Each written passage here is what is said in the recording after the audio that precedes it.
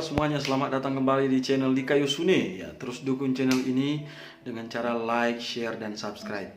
Karena channel ini secara konsisten, secara tegas menyampaikan kebenaran firman Tuhan pada Anda tanpa kompromi. Dan hari ini saya ingin membuat video untuk menanggapi sebuah pengajaran. Pengajaran itu disebut sebagai api pemurnian atau purgatori. Dan doktrin ini adalah doktrin yang diajarkan dalam gereja Katolik. Jadi doktrin api pemurnian ini adalah doktrin yang intinya ingin mengajarkan bahwa ada sekelompok orang tertentu yang sebelum dia masuk surga, jiwanya harus dimurnikan terlebih dahulu di api purgatori. Karena ya selama dia hidup dia baru sudah bertobat dan percaya, tetapi jiwanya itu katanya harus masuk dalam api pemurnian dan sebelum sampai ke surga. Dan mari kita lihat video ini sambil saya menanggapi video yang ada. Ada satu hal yang belum benar-benar saya kuasai, Bapak Uskup, yaitu tentang purgatori. Ya. Bisakah Bapak Uskup jelaskan secara singkat saja? Semoga saya bisa menangkap dan menerimanya dengan sebaik-baiknya. Oke, video ini berawal dari pertanyaan seorang bapak dalam acara seperti pendalaman Alkitab atau apapun itu di sebuah gereja Katolik.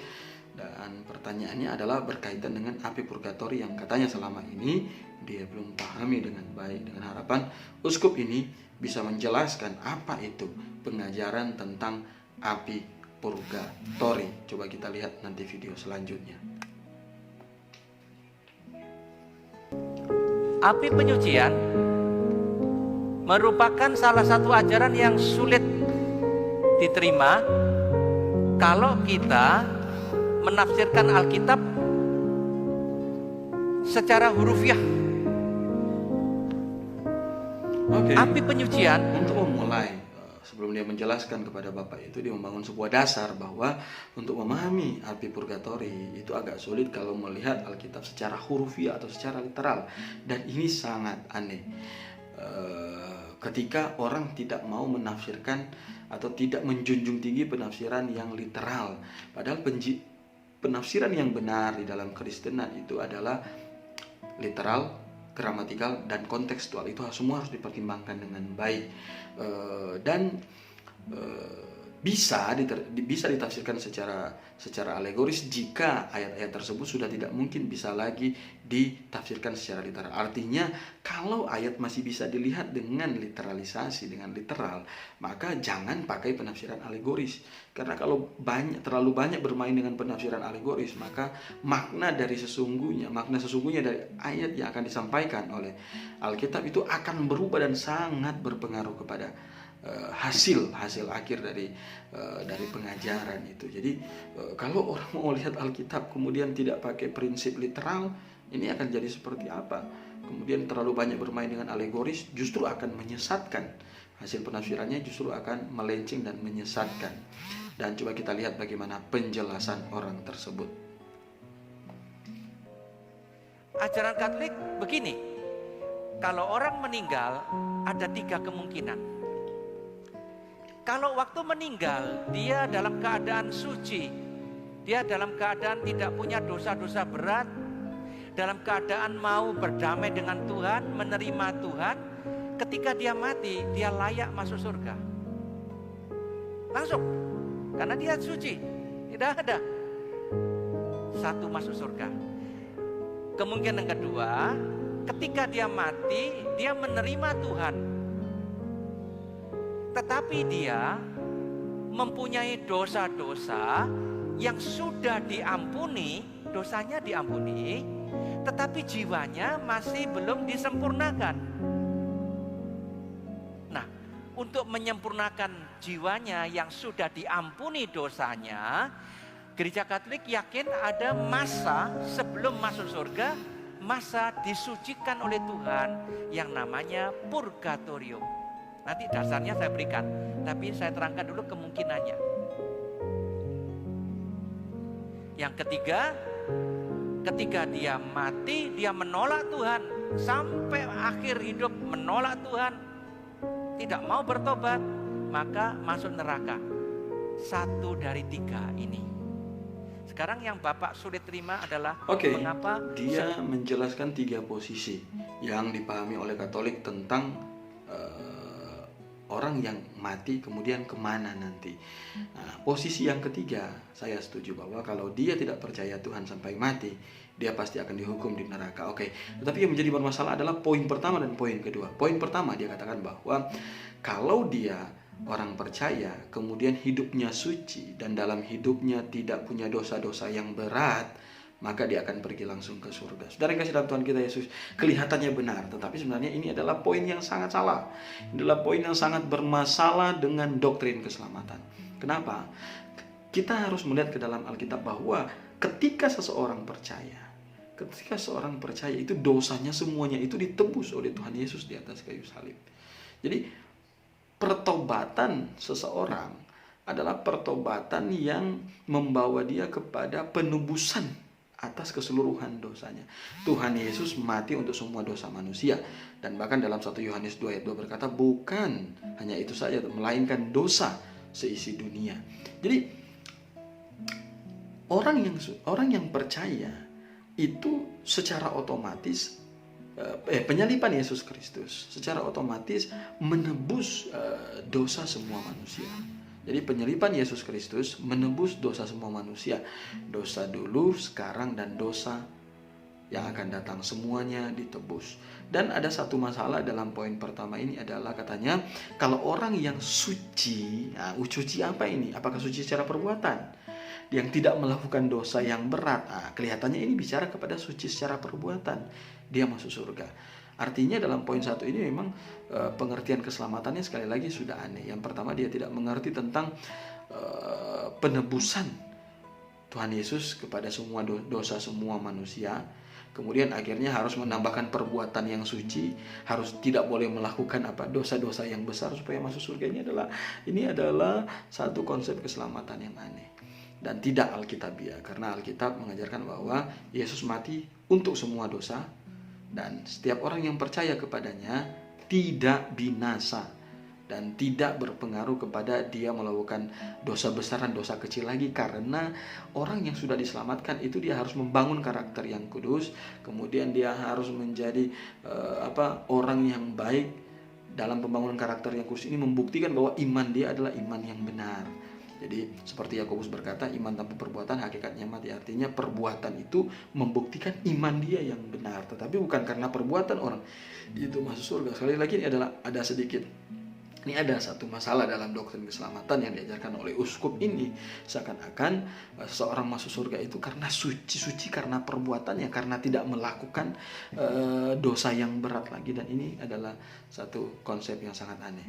Orang diselamatkan karena bertobat dan percaya kepada Tuhan Yesus sebagai Tuhan dan Juru Selamat yang sudah menebus dosa semua manusia dan semua dosa kita, dulu, sekarang, dan sampai selama-lamanya. Kemudian poin nomor 2, ini adalah poin yang berhadapan dengan konsep purgatori. Katanya yang sudah percaya, yang dosanya sudah diampuni, ini sangat bentrok dengan poin pertama.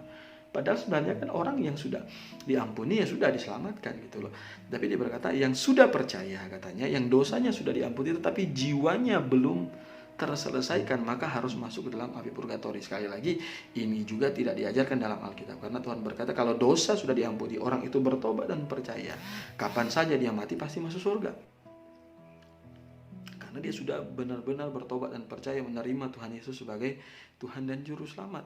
Dalam Roma 8 ayatnya yang pertama dikatakan bahwa setiap orang yang berada dalam Kristus tidak ada lagi penghukuman. Jadi tidak ada lagi penghukuman bagi siapa saja yang sudah berada di dalam Kristus. Masa orang sudah diampuni dosanya, sudah sungguh-sungguh bertobat dan percaya, tetapi masih jiwanya harus diselesaikan lagi dalam api purgatori. Dan lagian konsep ini tidak pernah diajarkan di dalam Alkitab.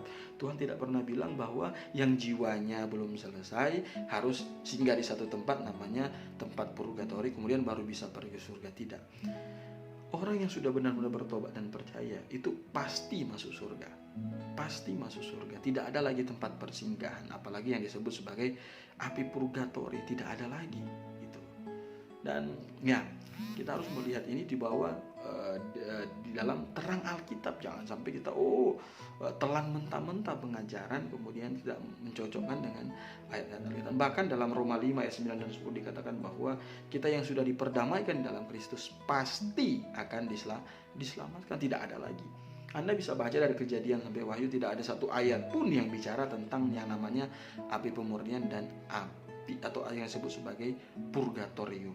Nah, kita mau lihat dia sempat mengajukan satu ayat katanya sebagai dasar, dan kita lihat apakah benar ayat ini mengacu kepada purgatori atau apakah benar ayat ini adalah ayat firman Tuhan. Jangan-jangan bukan ayat firman Tuhan gitu loh.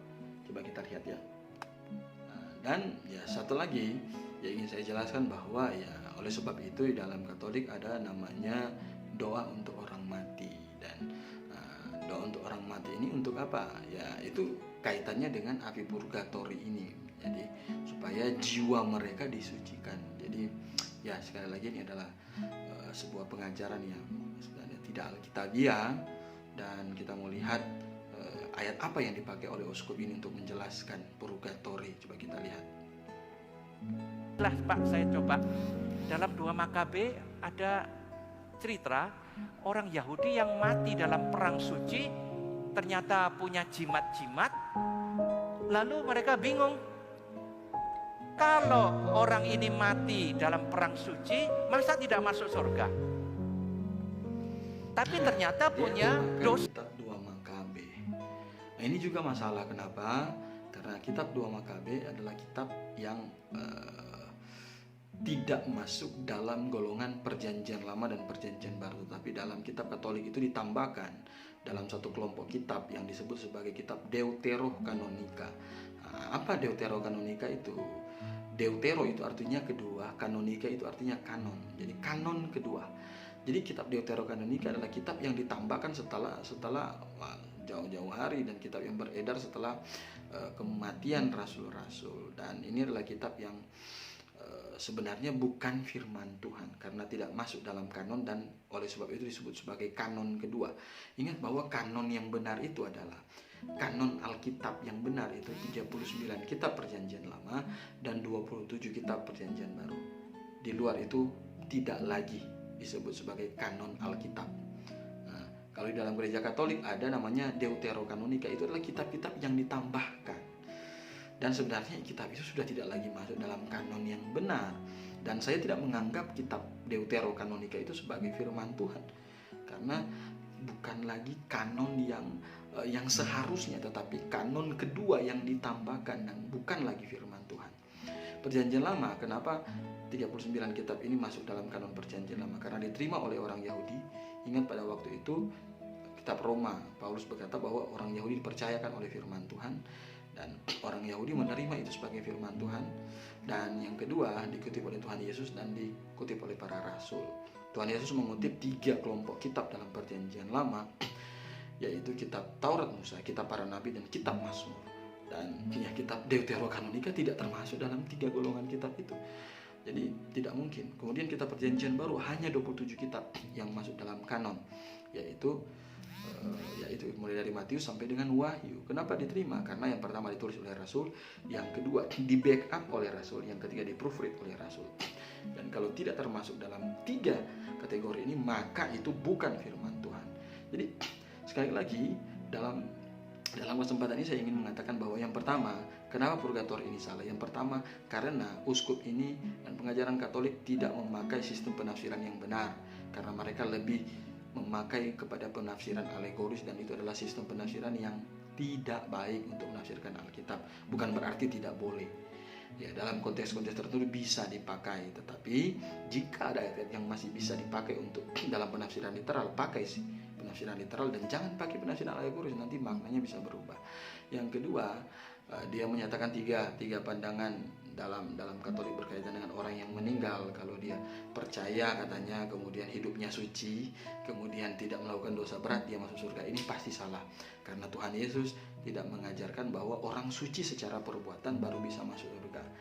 Orang masuk surga adalah ketika dia bertobat dan percaya kepada Tuhan Yesus sebagai Tuhan dan Juru Selamat, dan dia mendapatkan posisi dan hati yang kudus. Bukan masalah perbuatan dia yang kudus, tidak, Tetapi orang percaya harus membangun karakter yang kudus, bukan untuk masuk surga, tetapi sebagai bukti dia beriman. Kemudian dia menjelaskan tentang bagaimana orang masuk purgatori, yaitu karena sudah dosa sudah diampuni, tetapi jiwanya belum suci. Nah, ini aneh, masa dosa sudah diampuni tetapi jiwanya belum suci? Padahal kematian Tuhan Yesus Kristus satu kali untuk selama-lamanya dan menebus semua dosa manusia. Dan ketika dosa itu diampuni, secara otomatis dia disebut sebagai orang yang sudah diselamatkan. Tidak ada lagi pertimbangan, oh jiwanya belum diampuni. Dan ini adalah sekali lagi ini adalah poin yang salah, konsep yang tidak alkitabiah. Oleh sebab itu dalam doktrin Katolik mereka masih mendoakan orang mati supaya jiwanya diampuni, masuk ke dalam purgatori dan baru masuk ke surga. Dan ini adalah satu kesalahan yang sangat-sangat fatal, dan pengajaran ini tidak alkitabiah. Dan yang ketiga, dia menjelaskan pengajaran ini didasarkan kepada surat atau kitab yang tidak masuk dalam kanon Alkitab, yaitu kitab Makabe. Kitab Makabe bukan firman Tuhan. Kitab Makabe hanyalah tulisan sejarah karena tidak masuk dalam kanon Alkitab. Itu adalah kanon yang ditambahkan yang disebut sebagai deuterokanonika. Jadi kesimpulannya adalah apa? Kesimpulannya adalah purgatori bukanlah pengajarannya Alkitabiah. Ini adalah pengajaran yang sesat, yang membawa orang kepada pemahaman yang salah dan bisa menyesatkan banyak orang. Salam Maranatha bersama dengan saya Evangelis Filito.